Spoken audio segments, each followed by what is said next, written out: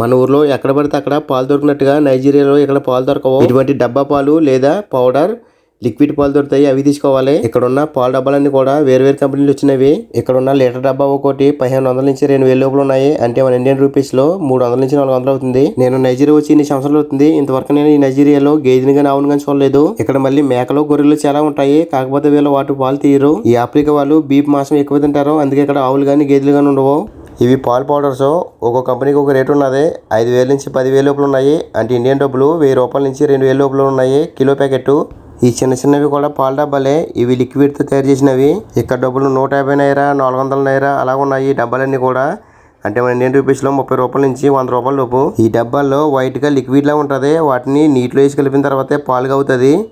Paint డబ్బాలా కనిపిస్తున్నాయి. ఇవన్నీ కూడా పాల పౌడర్ డబ్బాలే. ఇక్కడ చాలా రకాలు ఉన్నాయి.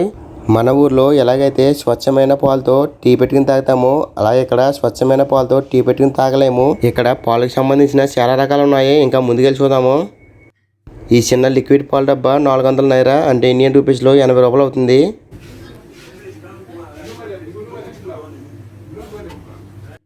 ఇది పార్క్ కంపెనీ. ఇది లిక్విడే. ఇది కూడా సేమ్ రేటు 400 నైరా 80 రూపాయలు.